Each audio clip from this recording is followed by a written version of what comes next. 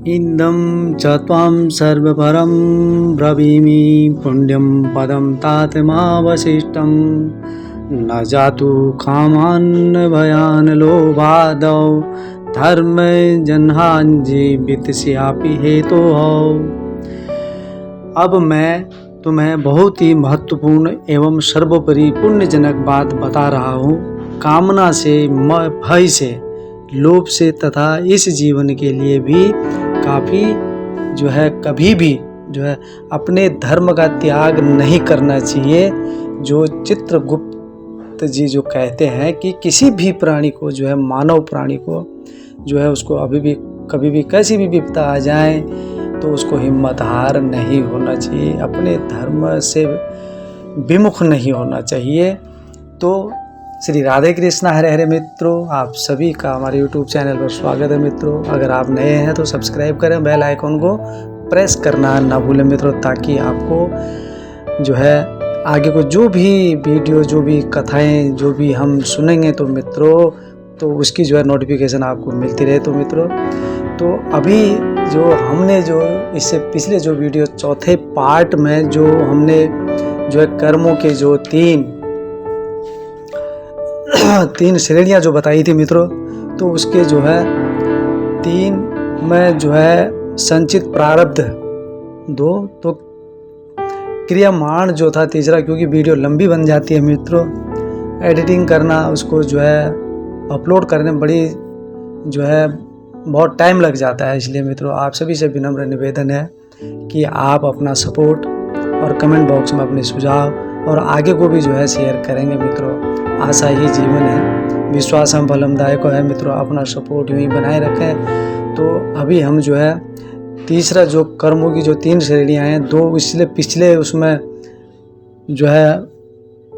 हमारे बीच में प्रश्न आए थे, तो ये तीसरा क्रियामाण हम इस वीडियो में हम सुनेंगे। तो मित्रों क्रियामाण कर्म शारीरिक है और जिनका फल प्रायः साथ के साथ ही मिलता रहता है। वो कहते हैं कि क्रियामाण कर्म है हमारे शारीरिक हैं, तो जिनका फल प्रायः साथ के साथ ही मिलता रहता है मित्रों। तो कथा जब हम सुनते हैं, जब प्रभु की वाणियाँ अमृत वाणी सुनते हैं मित्रों, अगर इसका तो अंत तो है ही नहीं, अनंत है। तो जब हम चिंतन जब करेंगे तो सुनने में कथाओं को सुनने में तो बड़ा आनंद आता है। तो नशा पिया की उन्माद आया, विष खाया की मृत्यु हो गई। शरीर जड़ तत्वों का बना हुआ है मित्रों, और 5 तत्वों का, जल पृथ्वी आकाश वायु अग्नि से हमारा पंच तत्वों का शरीर बना होता है। भौतिक तत्व स्थूलता प्रधान होते हैं, तो उनमें तुरंत ही बदला मिलता है। अग्नि के छूते ही हाथ जल जाता है। नियम विरुद्ध अगर आहार विहार करने पर रोगों की पीड़ा का, निर्बलता का अविलंब आक्रमण हो जाता है और उसकी शुद्धि भी शीघ्र हो जाती है। मजदूर परिश्रम करता है और बदले में उसे पैसे मिल जाते हैं। और जिन शारीरिक कर्मों के पीछे अगर कोई मानसिक और बुद्धि नहीं होती, केवल शरीर द्वारा शरीर के लिए किए जाते हैं, तो वे होते हैं क्रियामाण कहलाते हैं। और वो भक्त समझ गए होंगे कि इस संचित कर्मों का फल हमें मिलता है, और संचित कर्मों का फल मिलना संदिग्ध है। अगर अवसर मिलता है तो वे फलवान होते हैं, और नहीं तो विरोधी परिस्थितियों से टकराकर नष्ट भी हो जाते हैं। तो प्रारब्ध कर्मों का फल मिलना निश्चित है मित्रों, हम पीछे से सुनते आ रहे हैं, और परंतु उसके अनुकूल परिस्थिति प्राप्त होने में कुछ समय लग जाता है। और यह समय कितने दिन का होता है, और इस संबंध में कुछ नियम मर्यादा नहीं है। और आज आज का आज भी हो सकता है, और कुछ जन्मों के अंतर से भी हो सकता है, किंतु प्रारब्ध फल वही होते हैं जो अचानक घटित हों और जिसमें मनुष्य का कुछ बस न चले। और पुरुषार्थ की अवहेलना से असफलता मिलती है उसे कदापि प्रारब्ध फल नहीं कहा जा सकता। और क्रियामाण तो प्रत्यक्ष है, क्रियामाण होता है हम करते हैं, और वो वो प्रत्यक्ष है।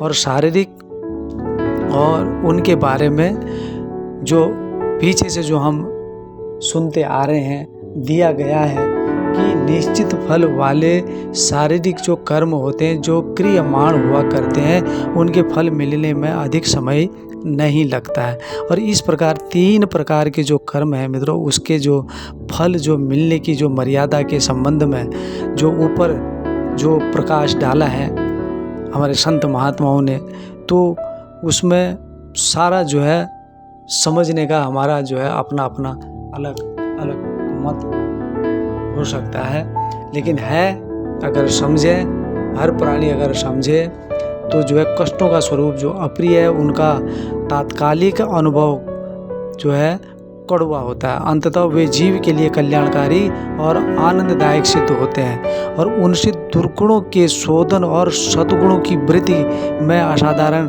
सहायता मिलती है। आनंद स्वरूप आत्मा, प्रकाशमय जीवन और सुखमय संसार में कष्टों का थोड़ा स्वाद परिवर्तन इसलिए लगाया गया है कि प्रकृति में बाधा न पड़ने पाए, और घड़ी में जब चाबी भर देने से उसकी चाल जब फिर ठीक हो जाती है, हारमोनियम में जब हवा झोंकते रहने से उसके स्वर ठीक तरह बजते हैं, पेंडल चलाने से साइकिल ठीक तरह घूमती है, अग्नि की गर्मी से सूख कर भोजन पक जाते हैं, और थोड़ा सा कष्ट भी अगर जीवन की सुख वृद्धि के लिए आवश्यक है। और संसार में जो कष्ट है वह इतना ही है और ऐसा ही है, किंतु स्मरण रखिए कि जितना भी थोड़ा बहुत दुख है वो हमारे अन्याय का, धर्म का, अनर्थ का फल होता है। और आत्मा दुख रूप नहीं है, और जीवन दुखमय भी नहीं है, और न संसार में ही दुख है। हम जो है दुखों से कहते हैं कि आप जो है दुखों से डरिए मत, और घबराइए भी मत, और कांपिए भी मत, और उन्हें देखकर चिंतित या व्याकुल मत होइए। जो कह रहे हैं चित्रगुप्त भगवान कह रहे हैं कि इन चीज़ों से तो बिल्कुल जो है डरना, व्याकुल होना, दुखना और डरना, तो घबराना ये तो बिल्कुल है ही नहीं, क्योंकि ये जो है वरण सहन करने के लिए जो है तैयार रहना चाहिए। और कटुभाषी किंतु सच्चे हृदय मित्र की तरह उससे भुजा पसार कर मिलिए, और वह कटु शब्द बोलता है, अप्रिय समालोचना करता है, तो भी जब जाता है तो बहुत सा माल खजाना उपहार स्वरूप में दे जाता है। और बहादुर सिपाही की जो है तरह सीना खोलकर अगर खड़े हो जाएंगे तो कहिए कि हे आने वाले दुखों जो है आओ, मेरे बाल को चले आओ, और मैंने ही तुम्हें जो है उत्पन्न किया है, मैं ही तुम्हें अपनी छाती से लगाऊंगा। दुराचारिणी वैश्या की तरह तुम्हें जार पुत्र समझकर छिपाना या भगाना नहीं चाहता, वरन सती साध्वी के धर्म पुत्र की तरह और मेरे आंचल में सहस्र क्रीड़ा करो। मैं कायर नहीं हूँ जो तुम्हें देखकर रोऊं, मैं नपुंसक नहीं हूँ जो तुम्हारा भार उठाने से गिड़गिड़ाऊं, मैं मिथ्याचारी भी नहीं हूँ जो अपने किए कर्म का फल भोगने से मैं अपना मुंह भी छिपाता फिरूं। मैं सत्य हूँ, प्रभु कहते हैं कि मैं सत्य हूँ, और मैं ही शिव हूँ, मैं ही सुंदर हूँ। आओ मेरे अज्ञान के कुरूप मानस पुत्रों, मेरी कुटी में तुम्हारे लिए जो है भी स्थान है। मैं सूरवीर हूँ, इसलिए हे कष्टों तुम्हें स्वीकार करने में मुंह नहीं छिपाता, और न तुमसे बचने के लिए किसी की सहायता चाहता हूँ। तुम मेरे साहस की परीक्षा लेने आए हो तो मैं तैयार हूँ। देखो गिड़गिड़ाता नहीं हूँ, और साहसपूर्वक तुम्हें स्वीकार करने के लिए छाती खोल के खड़ा हूँ मैं। खबरदार ऐसा मत कहना कि यह संसार बुरा है, दुष्ट है, पापी है, दुखमय है। ईश्वर की पुण्यकृति जिसके कण कण में उसने कारीगरी भर दी कदापि बुरी नहीं हो सकती। सृष्टि पर दोषारोपण करना तो उसके कर्ता पर आक्षेप करना होगा। यह घड़ा बहुत बुरा बना है, इसका अर्थ है कुम्हार को नालायक बताना, और आपका पिता इतना नालायक नहीं है जितना कि आप दुनिया दुखमय है यह शब्द कहकर उसकी प्रतिष्ठा पर लांछन लगाते हैं। ईश्वर की पुण्य भूमि में दुख का एक अणु भी नहीं है मित्रों, और हमारा ज्ञान ही हमारे लिए दुखों का कारण है। आइए अपने अंदर के जो समस्त जो हमारे कुविचार हैं और जो हमारे अंदर दुर्गुण है, उन दुर्गुणों को धोकर अंतःकरण की को पवित्र कर लें, और जिससे दुखों की अत्यधिक निवृत्ति हो जाए और हम परम पद को प्राप्त हो सकें। तो मित्रों, ये प्रभु की, संतों की और ऋषि मुनियों की बाणियाँ हैं, और अपनी दुनिया के जो निर्माता होते हैं वह प्राणी स्वयं होता है। जो अपनी दुनिया के जो होते हैं निर्माता प्राणी जो होता है वह स्वयं होता है। एक दार्शनिक का मत है कि संसार एक निष्प्राण वस्तु है। संसार जो एक निष्प्राण वस्तु है और इसे हम जैसा बनाना चाहते हैं वैसा ही बन जाता है। और जीव चैतन्य और करता है, संसार जो है पदार्थ है। यह जड़ है, चैतन्य करता में यह योग्यता होती है कि वह जड़ पदार्थ की इच्छा और आवश्यकता का उपयोग कर सके। और कुम्हार के सामने मिट्टी रखी हुई है और उसे घड़ा भी बना सकता है और दीपक भी। सुनार के सामने सोना रखा हुआ हो तो तरह तरह के मन चाहे आभूषण भी बना सकता है। और दर्जी के अगर यहाँ हाथ में अगर सुई है और कपड़ा भी, तो वह चाहे वो कपड़ा कुछ भी वह सिल सकता है। तो चाहे पजामा सिले, पैंट सिले, धोती सिले, कुर्ता सिले। और संसार ठीक उसी प्रकार मित्रों हमारे सामने प्रभु ने रखा हुआ है। और उसमें जो है सत भी है, रज भी है, तम भी है, तीनों का मिश्रण है। और चुनने वाला क्या चुनता है, वो आदमी की अपनी मर्जी के मुताबिक उनमें से चाहे वो जो वस्तु चुन सकता है। चाहे वो बाग में कीचड़ भी है, गंदगी भी है और फूल भी है, सुगंध है, कीड़े मकोड़े कीचड़ में तो घुसते हैं, मक्खियाँ गंदगी खोज निकालती हैं और भी भौरे सुगंध फूलों पर ही जा कर के बैठते हैं। सबको अपनी इच्छित वस्तु मिल जाती है। चमगादड़ और उल्लू रात में भी जो है प्रकाश फैलाते हैं। और मधुमक्खियों को घास के बीज मिठाई के ढेर मिल जाते हैं और सांप को ओस में भी विषयवर्धक तत्व प्राप्त हो जाते हैं। और त्रिगुणमयी प्रकृति में तीनों तरह की वस्तुएं मौजूद हैं मित्रों। और इस दुकान पर जब खट्टा, मीठा, नमकीन तीनों तरह का जब सौदा जब बिकता है ना, तो जैसा ग्राहक आता है अपनी मन पसंद का जो सामान खरीद के ले आता है। तो इस संसार में किसी वस्तु की कमी नहीं है, हर वस्तु के गोदाम भरे पड़े हुए हैं। और माता ने षटरस व्यंजन तैयार करके रखे हैं, जिस बच्चे की जो रुचि हो वो खुशी खुशी खा सकता है। ऐसी है प्रभु की लीला, ऐसी है प्रभु की माया। त्रिगुणमयी प्रकृति के दोनों पहलू मौजूद हैं, एक भला दूसरा बुरा, एक काला दूसरा सफ़ेद, एक धर्म दूसरा धर्म, एक सुख दूसरा दुख। चुनाव की पूरी आज़ादी सबको है। कौन क्या चुन सकता है जीवन में, ये उसके ऊपर निर्भर करता है मित्रों। दुनिया का असली रूप क्या है, यह आरंभ में ही बताया जा चुका है। हमने जब कथा हमने शुरू से सुनी तो उसमें भी जो है दुनिया का असली रूप क्या है वो जो हम सुन चुके हैं पीछे। पर एक तात्विक व्याख्या है। व्यावहारिक दृष्टि से हर व्यक्ति की अपनी एक अलग दुनिया है और जो है एक व्यक्ति चोर है और उसके मानसिक आकर्षण से बहुत से चोरों से उसकी मैत्री हो जाएगी। तो ऐसे लोग ही अपनी भावुकता पूर्ण मानसिक और उड़ान के हवाई घोड़ों पर चढ़कर सच्चाई के बहुत ऊंचे आकाश में उड़ते रहते हैं। और उसी नशे में कोई मन के लड्डू खाया करता है और तो कोई मन के चने चबाया करता है और कोई शराबी सामने वाली दीवार को जो है गालियां देकर अपना सिर फोड़ रहा है और तो कोई कुत्ते को जो है बाहुपाश में कसकर प्रियतमा को चुम्बन आलिंगन का मजा ले रहा है। तो हम लोग अज्ञान के नशे में जो है सो रहे हैं। तो किसी को महलों के सपने आ रहे हैं तो कोई भयंकर दुख स्वप्न देखकर भयभीत हो जा रहा है। तो किसी शेख चिल्ली की शादी हो रही है तो कोई पगला अमीरों और बादशाही बघार रहा है। दुनिया के पागल खाने में तरह तरह की खोपड़ियाँ डोल रही हैं मित्रों। यह सभी मूर्तियाँ अपने ढंग की विचित्र हैं और सभी अपने को होशियार मान रहे हैं। आप कभी पागल खाना देखते गए हों देखने तो और अधिक समय तक वहाँ बंद रहने वाले जो बुद्धिमानों की अगर बातें सुनी हो तो आसानी से दुनियादारी लोगों के उन स्वप्नों की तुलना कर सकते हैं जो कि वे दुनिया के बारे में सोते समय देखते रहते हैं। तो मनुष्य को नाना प्रकार के दुखों में रोते हुए और नाना प्रकार के सुखों में इतराते हुए हम लोग देखते हैं मित्रों। और दुनिया बहुत बुरी है, ज़माना बड़ा ख़राब है, ईमानदारी का युग चला गया, चारों ओर बेईमानी छाई हुई है, सब लोग धोखेबाज हैं, धर्म धरती पर से उठ रहा है। ऐसी उक्तियाँ जो आदमी बार बार दोहराता है समझ लीजिए कि वह खुद धोखेबाज और बेईमान है। और इसकी इच्छित वस्तुएं इसके चारों ओर इकट्ठी हो गई हैं और इनकी सहायता से सुव्यवस्थित कल्पना चित्र इसके मन पर अंकित हो गया है। जो व्यक्ति यह करता है दुनिया में कुछ काम नहीं है, बेकारी का बाजार गर्म है, उद्योग धंधे उठ गए, अच्छे काम मिलते ही नहीं, समझ लीजिए कि उसकी अयोग्यता उसके चेहरे पर जो है छाई हुई है।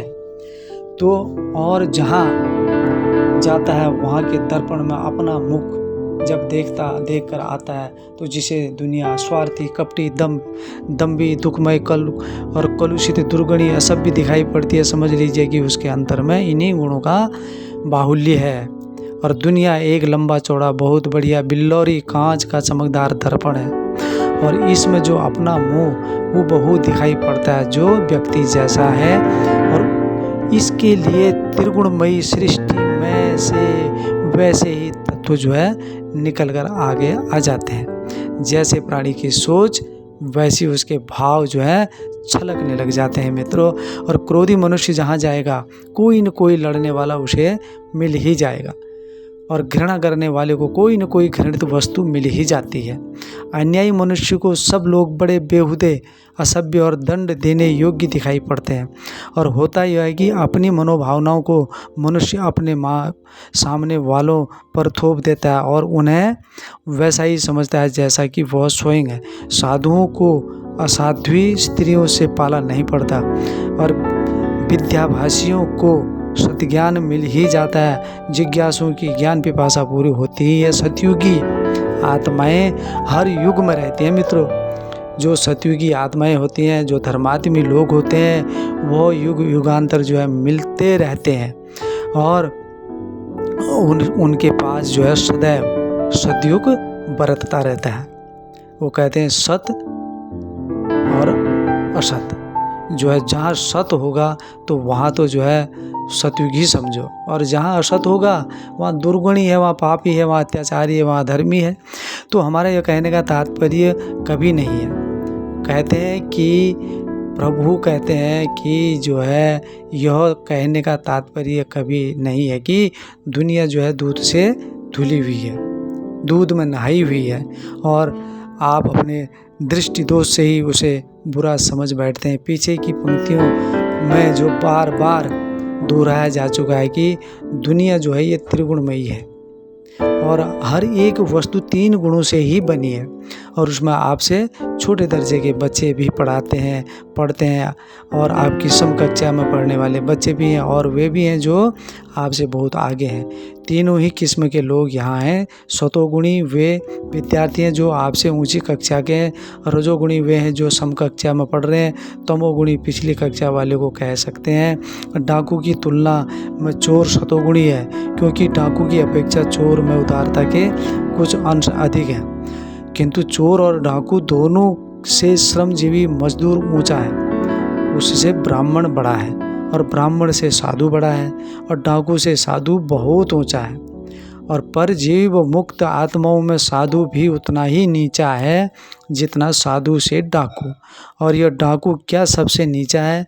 और नहीं, सर्प से वह भी ऊंचा है। सर्प अपनी सर्पिनी के लिए उदार है, डाकू अपने परिवार के लिए उदारता बरतता है और चोर अपने परिवार के यहाँ, अपने परिचित के यहाँ चोरी कभी नहीं करता। ब्राह्मण अपनी जाति के कल्याण में दत्तचित्त रहता है, साधु मानव मात्र से उदारता बरतता है और जीवन मुक्त को मनुष्य या चींटी के बीच कुछ और अंतर दिखाई नहीं पड़ता, वो सर्वत्र एक ही आत्मा को देखता है। तात्पर्य यह है कि मित्रों, परम पद पाने से पूर्व हर एक प्राणी अपूर्ण है और उसमें नीच स्वभाव कुछ न रहेगा और कुछ न कुछ रहेगा ही। और जिस दिन सारी नीचता समाप्त हो जाएगी ना मित्रों, तो उस दिन जो कह रहे हैं कि उसकी जो उन्नति अंतिम शिखर पर पहुंचकर चरम ध्येय को ही प्राप्त लेगा। और सृष्टि का हर प्राणी आज के वर्तमान स्वरूप में अपूर्ण है। अपूर्ण का अर्थ है कि सदोष। बेशक हम सब मिलकर दोष से गुण ज़्यादा हैं, अधर्म बेशक मौजूद है पर उससे धर्म ज़्यादा है, अंधेरा बहुत है पर उससे प्रकाश ज़्यादा है, दुनिया वाले बहुत खराब है पर उसमें खराबी से कहीं ज़्यादा अच्छाई भी मौजूद है। तो हमें उस अच्छाई पर ही अपनी दृष्टि रखनी चाहिए, ना कि उसकी बुराई दृष्टि में। अच्छाई से ही आनंद लेना चाहिए और अच्छाई को ही बढ़ाना चाहिए। दिन में हम जगते हैं, प्रकाश में काम करते हैं और उजाले में रहना पसंद करते हैं, और जब रात्रि का जब अंधेरा सामने आता है तो आँखें बंद करके सो जाते हैं। जिन्हें रात में भी काम करना है वे दीपक जला लेते हैं। हमारी यह उजाले में काम करने, अंधेरे में सो जाने की प्रवृत्ति यह सिखाती है कि संसार के साथ किस तरह का व्यवहार करना चाहिए और किसी आदमी में क्या सद्गुण है उसे खोज निकालिए और उन्हीं से संपर्क रखिए, उन्हीं में आनंद लीजिए, उन्हें ही प्रोत्साहित कीजिए। जो दोष हो उन्हें भी देखिए तो सही, पर उनमें उलझिए मत।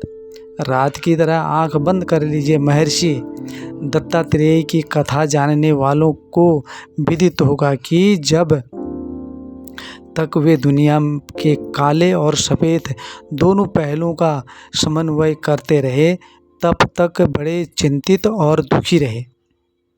महर्षि दत्तात्रेय, और जब उन्होंने कालेपन से दृष्टि जब हटा ली और सफेदी पर जब ध्यान दिया, तो उन्हें सभी जीव आदरणीय उपदेश देने वाले और पवित्र दिखाई पड़े। उन्होंने 24 गुरु बनाए, जिनमें कुत्ता, बिल्ली, शेर, मकड़ी, मक्खी, चील, कौवे जैसे जीव भी थे, और उन्हें प्रतीत हुआ कि कोई भी प्राणी घृणित नहीं होता और सबके अंदर महान आत्मा है और वे महानता के लिए आगे बढ़ जाते हैं। और जब हम अपनी दृष्टि को गुण ग्राहक बना लेते हैं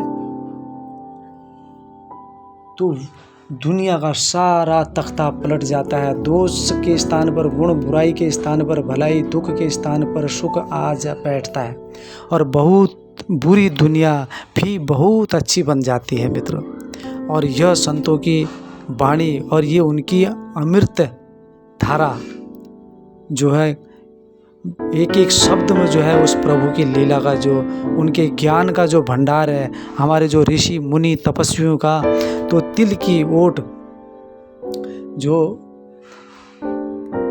तिल की ओट ताड़ छिपा हुआ है और भूल भुलैया के खेल में चोर दरवाज़ा जरा सी गलती के कारण छू जाता है। बाजीगर एक पोली लकड़ी का रखता है और उसमें एक तरफ डोरा पीला होता है, दूसरी तरफ नीला। एक छेद में से डोरा खींचता है तो पीला निकलता है और उधर से खींचने पर वो नीला हो जाता है। तो लोग अचंभा करते हैं कि डोरा किस तरह रंग बदलता है, पर उस लकड़ी के पोले भाग में डोरे का एक भाग उलझा रहने के कारण यह अदल बदल होती रहती है। संसार किसी को बुरा दिखता है तो किसी को भला, और इसका कारण हमारी जो दृष्टि की जो भीतरी उलझन है।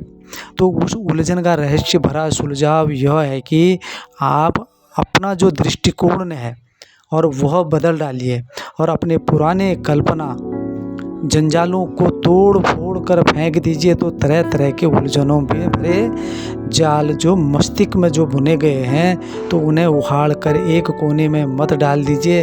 अपना तीसरा नेत्र जो है, ज्ञान नेत्र कहते हैं, उसको खोलकर और उसको पुराने जो दुनिया को जो है नष्ट कर डालिए और वर्तमान कलयुग को जो प्रलय के गर्त में गिर पड़ने दीजिए और अपना सतयुग अपने मानस लोक में स्वयं रच डालिए। आप दुनिया को, अंधेरे को, तमोगुण को देखना बंद करके प्रकाश को, सतोगुण को देखिए और फिर देखिए कि यह दुनिया जो नरक सी दिखलाई पड़ती है और एक दिन बाद वो स्वर्ग बन जाती है। और कल आपको अपना पुत्र अवज्ञाकारी लगता था, स्त्री कंकरस प्रतीत होती थी, भाई जान लेने की फिक्र में थे और मित्र कपटी थे, वे अपनी दृष्टि बदलने के साथ ही बिल्कुल बदल जाएंगे। और कारण यह है कि जितना विरोध दिखाई पड़ता है वास्तव में और उसका 100वां हिस्सा ही मतभेद होता है, तो शेष तो कल्पना के रंग दे दे कर बढ़ाया जाता है। पुत्र ने सरल स्वभाव से या किसी अन्य कारण से अपना कहना नहीं माना तो आपने समझ लिया कि यह मेरा अपमान कर रहा है, और अपमान का विचार आते ही क्रोध आया और क्रोध के साथ अपने सुप्त मनोविकार जागे और उनके जो जागरण के साथ एक भयंकर तामसी मानसिक चित्र बन गया। जैसे मन में भय उत्पन्न होते ही झाड़ी में से एक बड़े बड़े दांतों वाला लाल लाल आंखों वाला काला भुषंड भूत उपज पड़ता है, वैसे ही क्रोध के कारण जगे हुए मनोविकारों का आसुरी मानसिक चित्र पुत्र की देह में से झाड़ी के भूत की तरह निकल पड़ता है। बेचारा पुत्र यह चाहता भी न था कि मैं जानबूझकर अवज्ञा कर रहा हूँ, यह कोई पाप है या इससे पिताजी नाराज होंगे, पर परिणाम ऐसा हुआ जिसकी कोई आशा न थी। पिताजी आग बबूला हो गए और घृणा करने लगे, दंड देने पर उतारू हो गए और अपने दुर्भाग्य पर आंसू बहाने लगे। तो मित्रों, कुछ न कुछ इतना बवंडर बन गया कि पुत्र सोचता है कि मैं तो सर्वदा निर्दोष था और खेलने जाने की धुन में पिता पानी का गिलास देना मैं उनको भूल गया, तो उपेक्षा कर गया अपने पिताजी की। तो इतनी सी बात पर इतना क्रोध करना, तो लांछन लगाना, दंड देना कितना अनुचित है। और इस अनुचितता के विचार के साथ ही पुत्र भी जो क्रोध करने लग जाता है, वो भी उसी प्रकार के अपने मनोविकारों को उकसाकर अपने पिता के सुरल हृदय में दुष्टता, मूर्खता, क्रूरता, शत्रुता, न जाने कितने कितने दुर्गुण आरोपित जो है वो करता है। और वह भी एक वैसा ही भूत उपजा लेता है, दोनों में जो कटुता बढ़ जाती है। तो आपस में जब लड़ते हैं और तिल का जो ताड़ बना देते हैं छोटी सी बात का, जिसको हम कहते हैं पतंगड़ मित्र, तो कल्पना का भूत रत्ती भर दोष को जो भी वो बढ़ाते बढ़ाते पर्वत के समान बना लेता है। तो और वे एक दूसरे के जो होते हैं घोर शत्रु जान के जो है ग्राहक बन जाते हैं। तो मित्रों, ये यहाँ तक जो है हमारा जो 5वां जो पार्ट है, चित्रगुप्त का जो हमारे भगवान का जो परिचय है, जो उन्होंने जन जन का एक एक रोम रोम बात जो उन्होंने अपने मुखार बिंद से जो है जो लेखा जोखा, मनुष्य का जो है हर प्राणी का जो लेखा जोखा के बारे में जो उन्होंने जो इस पुस्तक के माध्यम से जो है उन्होंने जन जन तक जो उन्होंने ये हमारे जो ऋषि मुनि जो थे हमारे, तो संत जन, तो उन्होंने जो उनके मुखार बिंदु से जो है ये हमारे आपके बीच में जो है इन धर्मों पुस्तकों का जो है ये संपत्ति जो हमारे बीच में अपनी पूंजी जो सौंपी है। तो मित्रों, और आशा करते हैं कि आपको जो है